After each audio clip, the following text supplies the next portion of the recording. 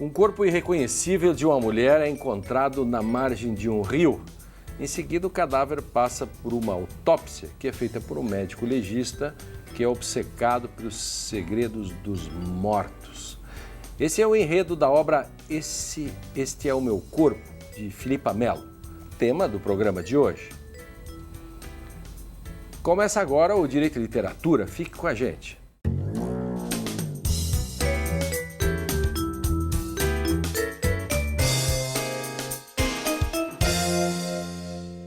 Olá! No Direito e Literatura de hoje, que tem o apoio do Programa de Pós-Graduação em Direito da Unicinos, vamos falar sobre a obra Este é o Meu Corpo, de Filipa Melo. A trama vai além de uma ficção policial. Ela também gera reflexões sobre as consequências da morte para as pessoas que continuam vivas. O livro, lançado no Brasil em 2004, foi o primeiro romance feito pela jornalista Filipa, que nasceu em Angola em 1972, mas se mudou para Portugal ainda quando criança. Bem, para esta conversa recebemos no estúdio Sami El Yundi, mestre em medicina forense, perito criminal e médico legista também, e a Eliana Prit, que é doutora em letras e professora dos cursos de letras da FAPA e da Unicinos. Sejam bem-vindos. Obrigada, boa tarde. Eu vou começar por você para contar um pouco do livro. Eu vou, então, contar bem resumidamente o livro, né? O livro, como já apresentado, é a descoberta de um cadáver, mas os eventos são muito simples. Um homem, Antônio, está se dirigindo para o hospital para buscar um neto recém-nascido que a filha abandonou no hospital, filha com quem ele não tem mais contato nos últimos tempos. No decorrer do trajeto, ele encontra um corpo irreconhecível e depois, então, se vem a saber que é o próprio corpo da filha. O romance, então, vai se saber que essa moça que morreu, Eduarda, teve um encontro, teve uma relação afetiva com um homem casado, Jacinto, que se separa da mulher, Alda, porque ela não podia lhe dar filhos. Então, com a gravidez da Eduarda, ele resolve ficar com a amante, vamos dizer assim. E ela resolve abandonar o filho e diz ao Jacinto, ao amante, então, que a criança nasceu morta. E nesse ímpeto ele a mata, quando ela diz que a criança teria nascido morta, ele a mata, sufocada, se presume isso, e leva o corpo para a beira do rio, onde anda com o corpo acorrentado ao carro e que desfigura totalmente o corpo. É esse o enredo simples, só que o enredo não dá conta do livro, porque todos os capítulos são intermeados na recuperação da história e na visão no ponto de vista do médico legista. É isso que torna essa obra, Este é o Meu Corpo, da Filipa Melo, tão singular, porque vai se revelando só aos poucos e não tem um suspense policial em relação a isso, mas a percepção do médico legista sobre esse desvendamento de um crime, da identidade e de tudo mais. Aliás, a percepção do médico legista, temos um aqui, e com formação acadêmica também, e que já podemos misturar os assuntos com parte dos personagens, com o enredo, né? A partir, né, Seja bem-vindo novamente. Obrigado, Léo, ao nosso programa.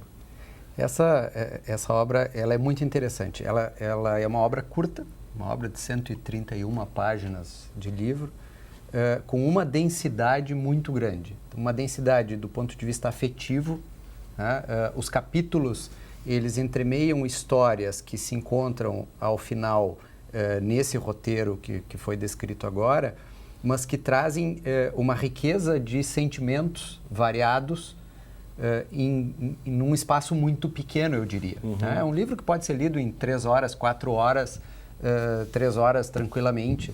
E nessas 3 horas se passa por um carrossel de emoções bastante interessante. Ou seja, num espaço muito curto se acompanha a alegria desse avô que reencontra no neto abandonado a sua filha, e a sua tristeza e a sua elaboração em relação ao que poderia ter vivido com ela. Mas ele me marcou assim por 2 coisas importantes. pelo menos para mim, com significado. Primeiro, é uma obra introspectiva em todos os seus personagens. Todos os seus personagens são contados, são descritos a partir de uma perspectiva que é a perspectiva da introspecção. Principalmente esse médico legista, né? Que é o personagem principal e que tem ao seu redor todo o trabalho que acaba levando a uma introspecção muito grande, porque o trabalho com os mortos implica, de certa forma, o trabalho com o silêncio, né? E o trabalho com o silêncio é o trabalho de lidar com a nossa própria mente e fazer as perguntas e tentar buscar as respostas internamente, num processo que é totalmente introspectivo.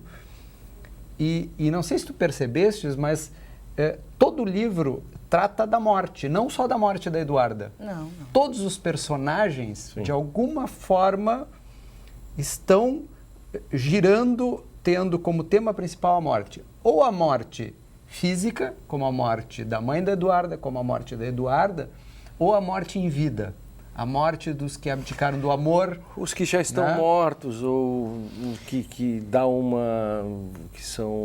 que tem lá suas vicissitudes, o sujeito que deixou de amar. Exatamente, o sujeito que se apaixona por Eduarda, que não tem mas mais que não, sentido durante a vida. muitos anos, não se aproxima dela porque não se sente digno ou apto ou capaz de estabelecer um relacionamento com ela e, de certa forma, abdica do amor e está como um morto-vivo, né? Que é o Miguel, que é o veterinário. A Eduarda é uma veterinária. Então tem um amor platônico, vamos dizer assim, no sentido corriqueiro, que é o do Miguel, colega da Eduarda. Mas eu acho que, além dessa introspecção, é uma introspecção que está o tempo todo chocada com a objetividade das informações técnicas do legista. Então, é de uma ordem que te desestabiliza, porque ele está pesando os órgãos, tantas gramas para isso, tantas gramas para aquilo, e está refletindo de um silêncio, de uma interioridade que é... Essa é uma das coisas que mais me chamou a atenção, assim, esse silêncio, é o momento em que fica em contato, o legista faz esse trabalho, enfim... O trabalho do legista... É assim mesmo? É assim mesmo. Talvez nós, e muitos autores têm, de certa forma, romantizado um pouco essa relação com o corpo, com a morte, e a ideia de que o corpo fala, e efetivamente fala, né? Mas nas representações literárias ele aparece muito como um diálogo que se dá entre o técnico, o legista e esse corpo. O diálogo é sempre interno, né? Raramente nós vemos, eventualmente acontece, mas raramente nós vemos colegas que efetivamente são pegos conversando com o corpo. Isso também acontece, mas digamos que não é do nosso dia a dia. Mas tem essa relação que envolve a constante comparação entre essa dimensão física desprovida de valor simbólico, desprovida de tudo aquilo que representa, quando, por exemplo, ela pesa o coração e discute todo o valor simbólico do coração como sede dos sentimentos e tudo aquilo que representa para nós e compara, inclusive, com o cérebro, né? E com a beleza física disso, né? Então, por um lado, nós temos uma perspectiva que eu digo que é uma perspectiva privilegiada, porque ao mesmo tempo que nós vemos as coisas na sua máxima crueza, também a vemos na perspectiva de uma beleza única. Tem uma frase que quero que saiba que nós, os médicos legistas, somos os únicos que continuam a ver os mortos como seres humanos. Ou seja, como se a família já tivesse enterrado e só o legista é que ainda está olhando para aquele ser, e aí ele termina dizendo um pouco mais adiante, deixa-me fazer a tua justiça, né? Ou seja, de que afinal de contas aquele ser não é um corpo, né? É um ser que precisa ser contado uma história ainda, né? Que é um pouco da ideia da construção da prova, né? em direito, essa é uma questão que se vê muito nos filmes também, claro, que é como os indícios ou as provas que surgem a partir da única coisa que se tem, que é, por exemplo, o cadáver, o corpo, e a partir daí construir como morreu, Exatamente. arrumar a partir disso. Mas há uma função anterior a essa, Lênio, Uhum. Que é a função de fechamento. Uhum. Né? A função do fechamento.